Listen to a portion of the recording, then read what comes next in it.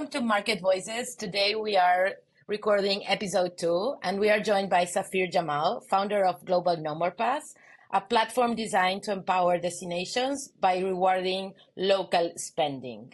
We are excited to dive into his story.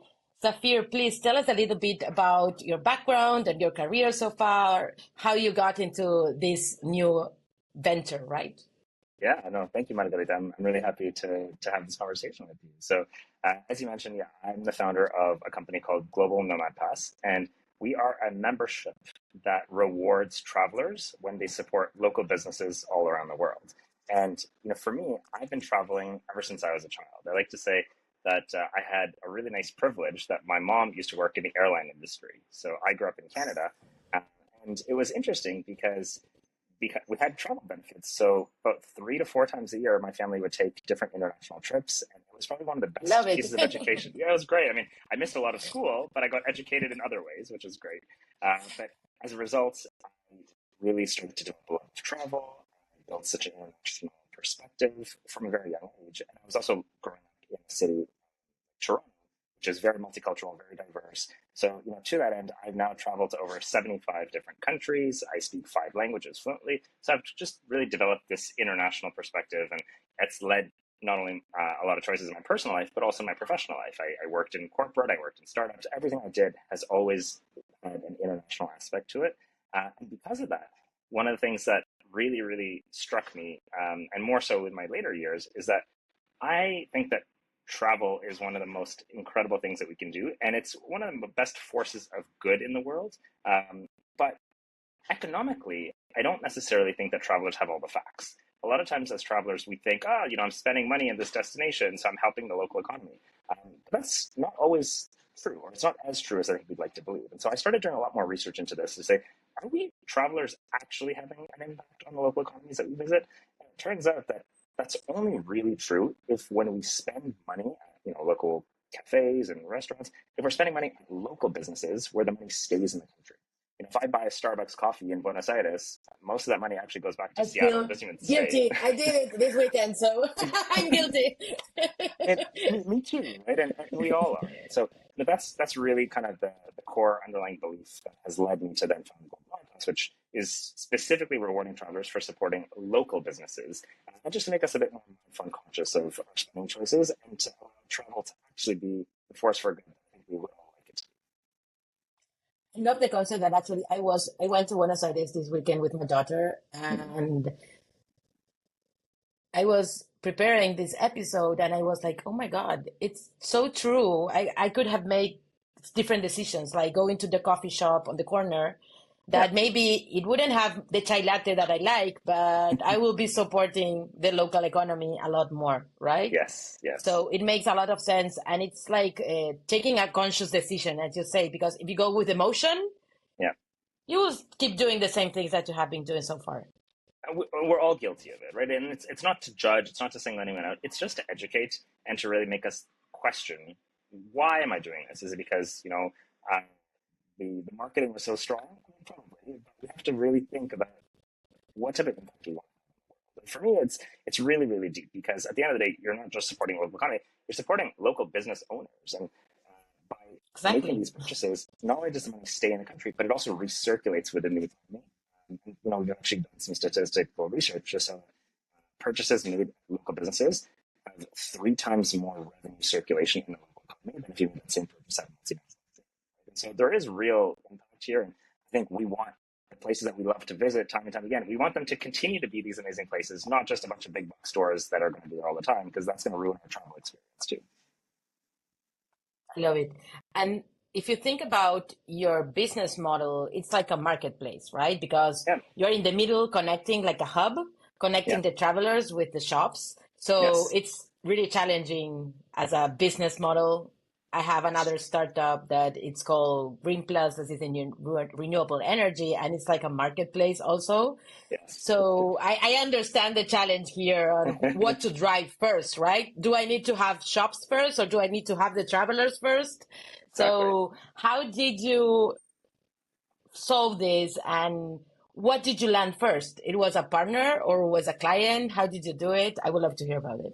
Yeah, this is one of the most complex parts of strategy when it comes to like marketplace design, particularly two-sided marketplaces. Like, how are we looking at the chicken and egg scenario that you described? Is like, do you prioritize supply? Do you prioritize demand? And there's tons of different schools of thought out there. You know, how did Airbnb do it? How did Uber do it? Well, like, we're not Uber, we're not Airbnb. Like, every situation is so unique to the circumstances. You can't really just take a good approach. And so, you know, in our case, just to be clear, so we sell a membership to travelers. And so travelers buy this membership. It costs $79 for the whole year, and it works all around the world. It takes the form of a wallet pass. So you just add it to your Apple Wallet or Google Wallet. And then once you have that on your phone for the whole year, you can go on our website. You can see all the different destinations that we are operating in, and each destination, all the cafes, restaurants, co-working spaces, accommodations, fitness studios, barbershops, salon spots that we have partnered with, and the discounts that we've negotiated with these owners. And those discounts are only available to travelers who show their membership, right? So that's the user experience. Now, in order for this to work, we need to have local businesses in each destination that are willing to offer a discount. And on the monetization side, we don't charge the local businesses anything. It's actually a selection process. So we hire locals in each of our destinations to go and curate the best hidden gems. So they're the ones who know the best because they are locals. They know their city better than I do. And these are not tourist traps. These are places that they actually go to, right? So we want to make sure that they're handpicking these places. But just because they handpick these places doesn't mean that the owners of these businesses want to be part of this. So, you know, there is definitely a selection process and a whole conversation there. I will say that in our case, it was very easy. If we had to decide between, are we selling memberships to travelers or are we prioritizing the supply side? Well, the membership is only valuable if you can use it somewhere.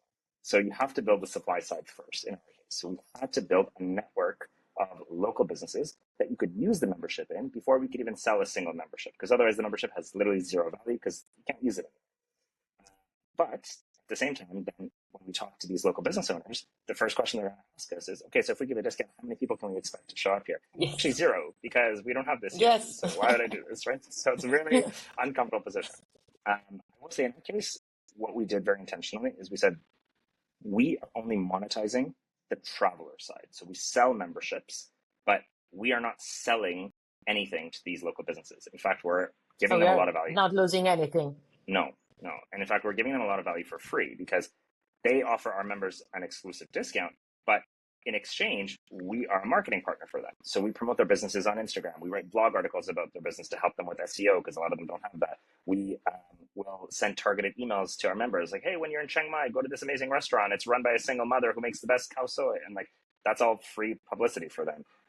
I run a podcast as well. And like, they can come on my show and tell the world what makes their business so great. All this is free.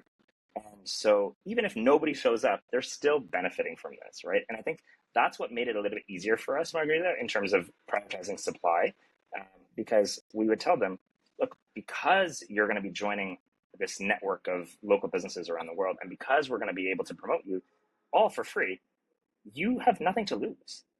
So even though we may in the very beginning have no members to bring to you, we will have members, but it doesn't really affect you if 2 people show up or 200 people show up right now, because you're benefiting either way, right? And so we prioritize supply. We built this entire robust network of local businesses, and that just then made it much easier for us to go to the other side for travelers and be like, okay, now we have several businesses that you can go and use this on and get real discounts, and there's real ROI. You're spending $79 on a membership. I can tell you how much you're going to save in terms of the discount value at all these different places. So even now, on average, our members, within the first 1.5 months, they already make back their $79, right? Just because of how much they're saving with all the discounts. I'm curious, what was your first destination? First destination was Mexico City. So because you're living there? Yeah, I mean, my wife and I, we spent a lot of time in Mexico City. We know the city very well. It was easy because we had access to local businesses in Mexico City because we were spending time there. So I could go and have conversations with a lot of these local businesses. It was an easy market because we had access to it to actually launch there and have a test. We learned a lot. A lot of our hypotheses failed right away. But that's how it works. I mean, all of your plans are going to be completely useless the minute you start executing. So for us, just purely out of accessibility, the convenience of having a market right there made a lot of sense to launch there first. And it makes sense that you started doing it, right? Because you had to learn in the process to tell others afterwards on how to do it. Totally. Yeah, I mean, especially because it's really locals select these businesses. Well, I'm as close to a local in Mexico City than I am anywhere else because I spend a lot of time there. I know these businesses very well. I know the city very well. So I felt like I was equipped to actually know which businesses are true hidden gems and which ones I would avoid because they're tourist traps. And it really comes through because when I'm having conversations with these business owners, these conversations are in Spanish. So that helps that I speak the local language. You're building relationships. At the end of the day, people do business with people. I don't care how good your idea is. I don't care how good your price is. If there's no trust and if there's no human connection, no one's going to buy from I love it. You nailed it. I Right? always saying that people buy from people and not from logos, right? It's like No, people want to connect with other and trust the other person to do yeah, business. So exactly. it makes total sense. Yeah, so I remember like I'd walk into a lot of these like cafes and taquerias and fitness studios, and I'd be talking to the dueño, right, the owners, and the first thing they're like, "Oh, okay, but like, ¿dónde vienes?" Right? Like, where are you from? Do you live here? You know Mexico? Why do you speak Spanish? Like, they want to know about me. They don't even care about what I'm telling them. They don't care about this. Like, the first 10, 15 minutes are like telling them my life story before they're like, okay, now sit, now Very let's talk. Latin, right?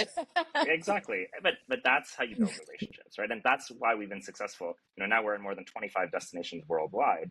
But the first, 4 or 5 destinations, it was me, as you said, right? I was the one who was going to talking to these business owners myself before we could really have a model that we could scale around to other destinations because I knew what to look for when I was hiring local staff. How to I knew pitch it, exactly. how to connect with other people, and Exactly.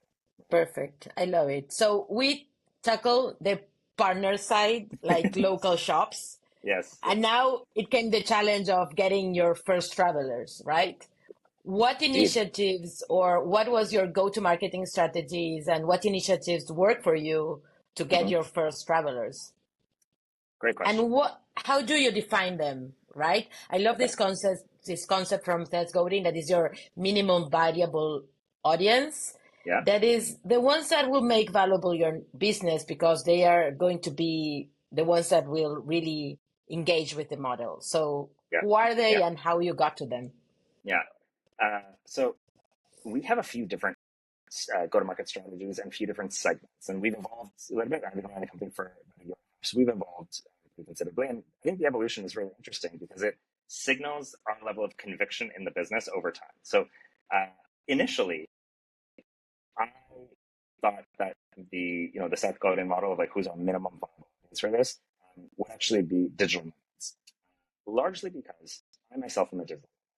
So I'm in the community. I understand this And that's lifestyle the name, from right? the first Global Nomads. Exactly. It's Global Nomad Pass. And it really allowed me, I think, to have access to an audience and to a community that I myself am part of. And I think that a lot of founders, they often underappreciate how important that is because, like I said, people buy from people. So if your audience can see themselves in you, they can connect with your founder story a little bit more organically. Usually that can lead to more likelihood of purchase, right? Because you understand their pain points. So probably you've designed a solution that not only meets your own needs, but it meets their needs as well. And so by virtue of being a digital nomad, my wife and I, we travel to different destinations all around the world. We go to a lot of different meetups and events. We engage with the community of nomads in different destinations. We're in different WhatsApp groups and this kind of stuff. So it really allowed me to, at first, I wasn't even selling, to be honest. I was just asking questions to help me refine my own theses. Like, would this work? Would you pay for this? What's interesting to you? Do you know where the best hidden gems are? Or do you want to go to hidden gems? Or do you want to go to all the chain places? Do you use TripAdvisor or Google Reviews? How do you know what's good? Do you like the current experience of what you're doing? And so I wanted to really understand that a bit more. I think I had almost like easy access to market research just by virtue of the digital nomad community, which was very, very happy and willing to share insights. Like, oh, really cool. I love what you're building. Like, take my email. I'd love to be one of the early testers of this. And I think that also is really great because we could do a lot of early iterations with them. We could get a lot of feedback from this group before, we were able to launch in a more polished way. So our first travelers were all digital nomads, all of whom we were essentially meeting personally. And that's the other thing. Is like when you connect to the consumer through a screen, you don't have a two-way dialogue. When I connect to the consumer over coffee and I ask them to like, hey, can you install the pass? Like, let me see, does it work on your phone? Oh, it worked on iPhone for me, but you have an Android. Maybe we have to change a few things because Android looks a bit different. Oh, your pass is different than mine. Okay, let me take this to my engineers and see what we can do. So that two-way conversation is amazing. I would have never been able to do that. So we did this with, hundreds of users all around the world and got them to use the pass. What does the usage experience look like when they were actually using it at a restaurant or a cafe or a hotel? Does it change? And I think we were very, very happy with just having that constant feedback. To this day, I love having feedback. Product feedback, user feedback. You never outgrow that. I don't think any business will tell you that, we don't get the feedback anymore because we really don't have answers. You don't have answers. So for us, that's been good.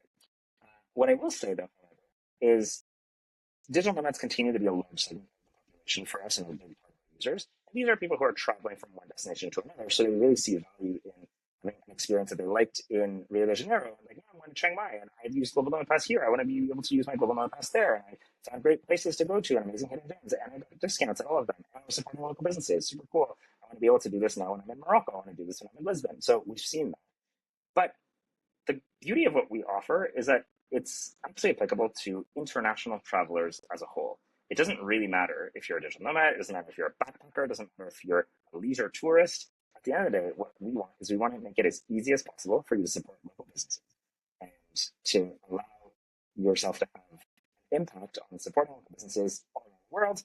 And you're discovering hidden gems, so it's enhancing your travel experience. And you're also getting a discount at all these places. I don't think anyone would tell you that only digital nomads care about saving money, or only digital nomads care about finding hidden gems. I think we all want that. Right? So, for us, because of that, we've really allowed ourselves to now broaden who we serve as an audience to talk about international travelers as a whole. And then the other aspect of our go-to-market strategy, which is interesting, is that we initially started off by being purely D2C, right? So we only would target consumers who would buy directly from us. But then we actually had a lot of inbound requests from other travel brands. So think eSIM or travel insurance companies or luggage companies, and in some cases even some airlines. All said, hey, we love what you're doing. It's super innovative. How do we work together? How do we collaborate? And so we were able to have really great brainstorming sessions and come up with strategies. And now, actually, the majority of our users are not B2C. The majority of our users actually come to us through B2B2C partnerships. So we partner, like you said, with airlines or travel insurance companies or eSIM companies who will buy memberships from us in bulk, and then they will give it to their customers for free as a way to differentiate versus the competition, or to offer more value to their customers, or to drive upsells or strategic bundling. So, that's been really interesting, and we have a whole B2B side of our business.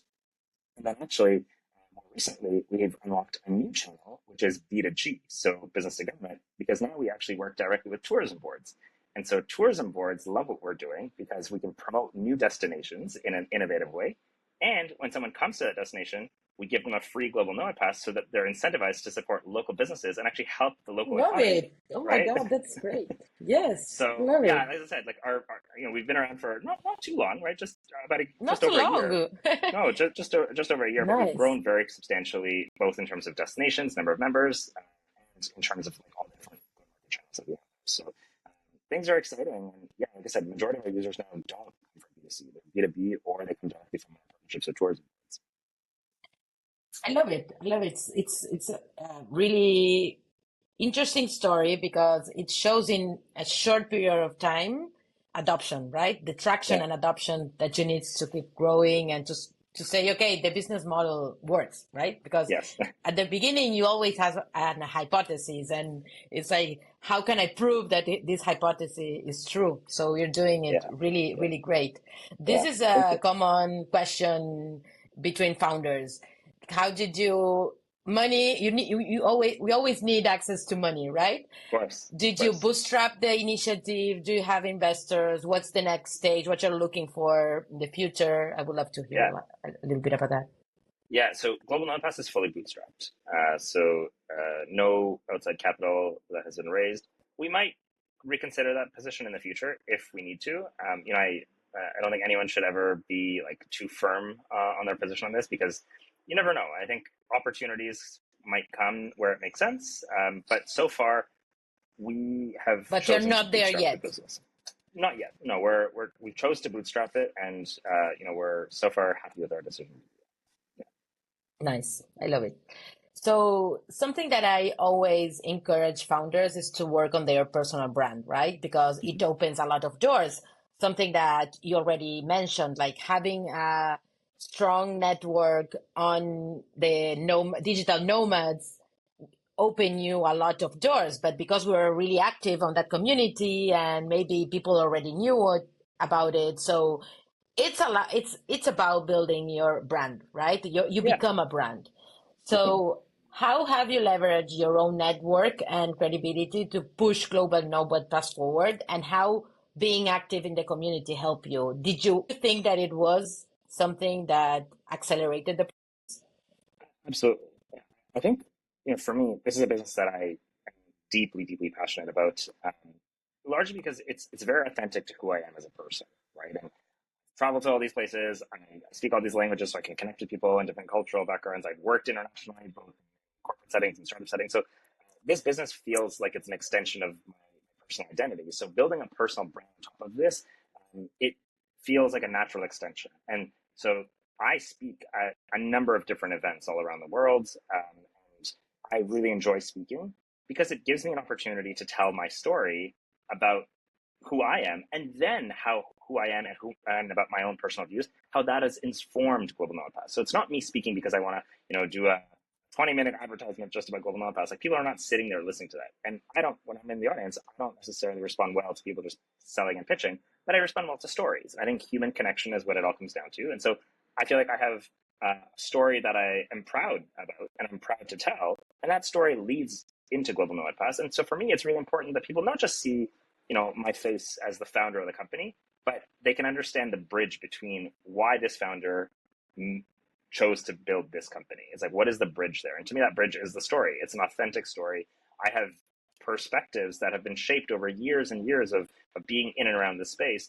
And that comes through. I think that's really hard to fake, actually. And so, on stage, that's one medium where I can tell my story. But then I also build my personal brand through storytelling on social media, right? So on Instagram, you'll see a lot of times, or if you follow the Global Nomad Pass account on Instagram, which all of you should do, you'll see my face, right? You'll see my face. I don't shy away from that because it's part of the company. Like, my personal story is part of the company story. And I think that that's an important part of why we resonate with certain brands more than others. We don't want faceless corporations. We actually want human connection.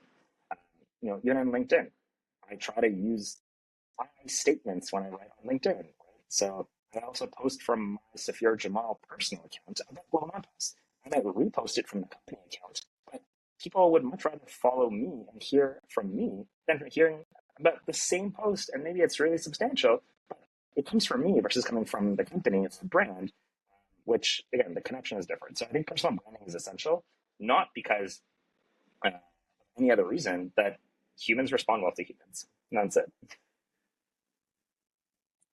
I love what you're saying. So what types of content have you found that resonate best when you're sharing your journey, and what do you feel, what people connect and engage more about what you post? To be honest, I'm still testing and experimenting and still figuring that out. But I mean, definitely there's some that I think have been a bit more surprising to me than others. In the beginning, I was like, I don't know if people really care about hearing my story. Like, let me try to sound smart and let me read about what I think about this news article or whatever. And yeah, that's true. But the more of my perspective I put into that analysis of the news article, the better. It's not just like a random journalist reporting on a news. It's like, yeah, here's like one or two sentences about what happened in this news. Like, maybe it's something in the travel industry or something in the nomad community or something that's a topical event.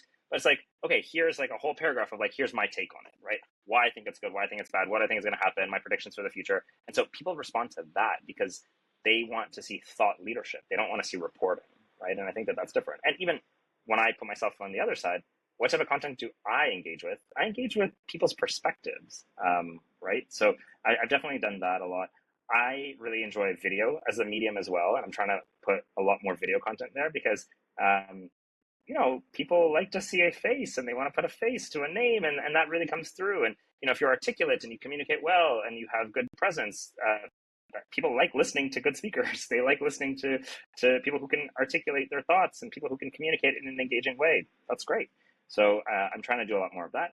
On LinkedIn, I also feel like my content strategy is actually very different than it is on Instagram because my audience is different. LinkedIn is a collection of your professional network over decades upon decades, right? Instagram, maybe not so much. So But you have a lot of international travelers in LinkedIn too. You do.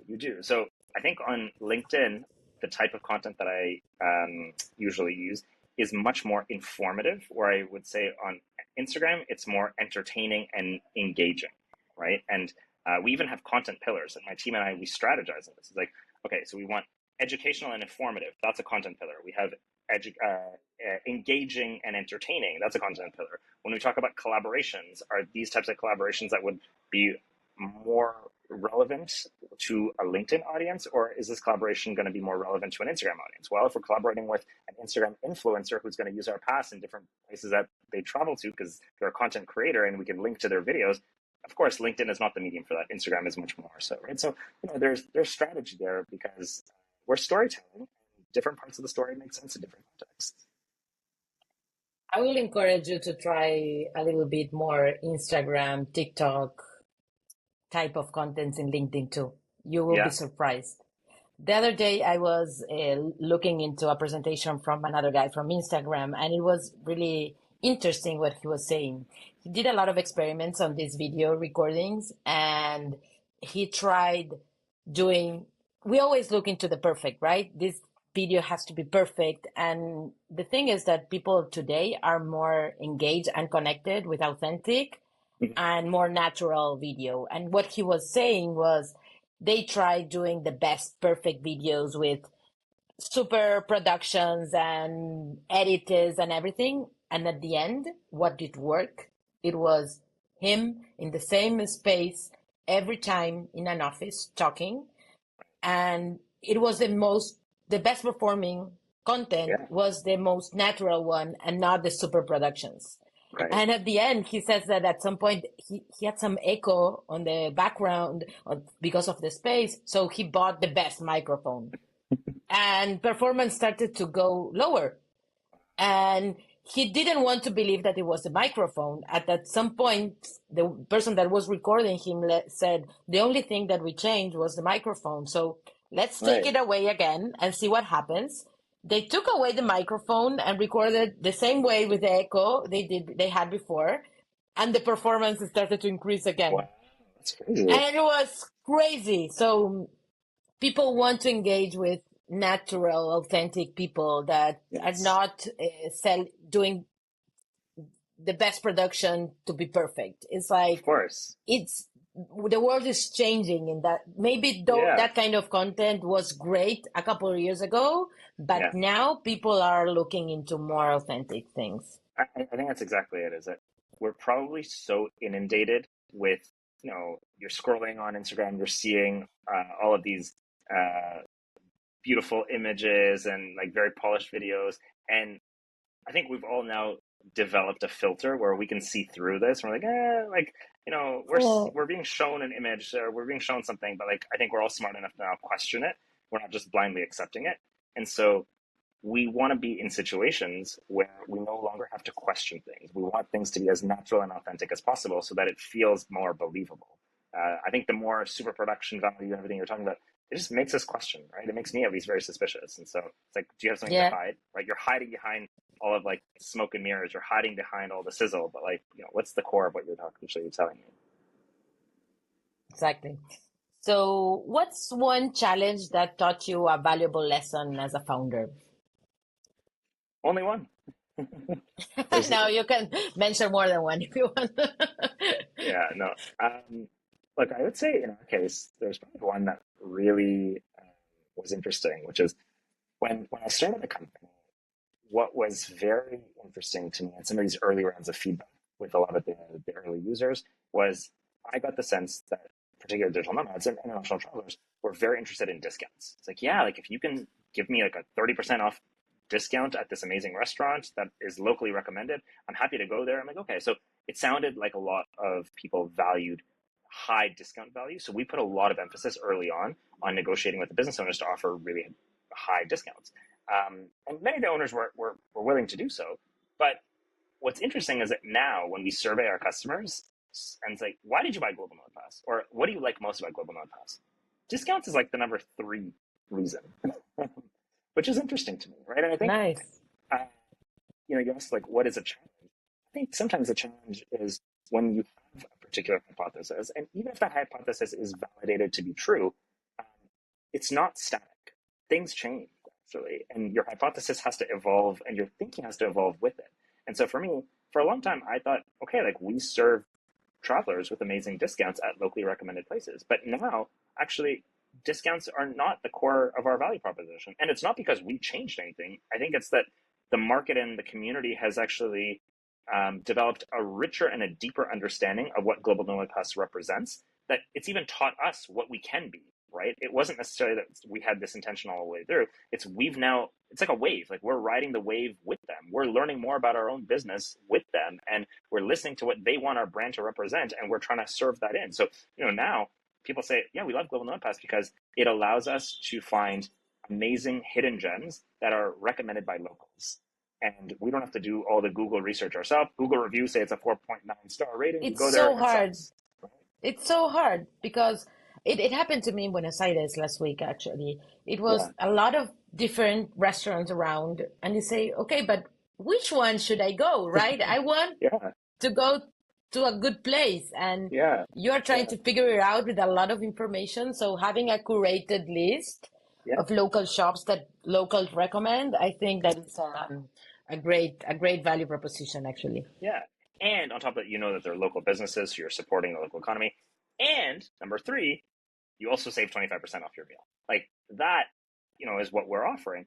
But originally we thought, yeah, you're going to go there because you save 25% off. And now it's like, yeah, like the 25% off is great. I mean, no one's going to say no to that, but like it's really cool that it's a curated list that locals actually from Buenos Aires have recommended. And, it sounds really cool. And I know the story of the founder, and, the chef actually trained in Paris and came back and wanted to integrate French cuisine with Argentinian ingredients. Like, wow, okay, like this is a story that is way more than just discounts.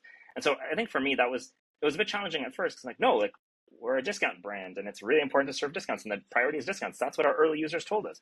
Yeah, but like our early users were not exposed to our brand in all of its forms today. And our early users did not see Global Nomad Pass in action in 25 cities like it is today. Our early users do not have all that context. And, they've also evolved with their thinking. So we as a brand have to evolve to serve them differently. And I now embrace it, but I can definitely understand that it's challenging because we think about our businesses all the time.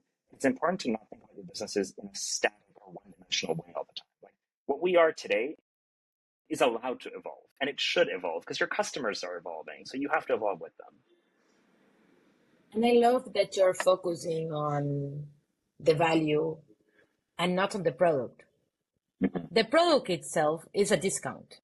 Yeah. But it's so much more to the client, to the customer, that actually you're shifting your value proposition because of that. And maybe in the future, you're not offering any more discounts. It can change because maybe. Yeah. It's something that happens a lot is that founders get too product focused, right? Instead of client focus on what they value, why they buy from you, why they keep buying from you. Exactly. Right. And I always thought the $79 that you spend on a Global Nomad Pass membership, you can see the clear return on that $79 in the value. You're going to get more than $79 worth of discounts within the first 2 months. So if you buy this at an annual membership, you're going to save thousands of dollars. Of course, this is a great ROI.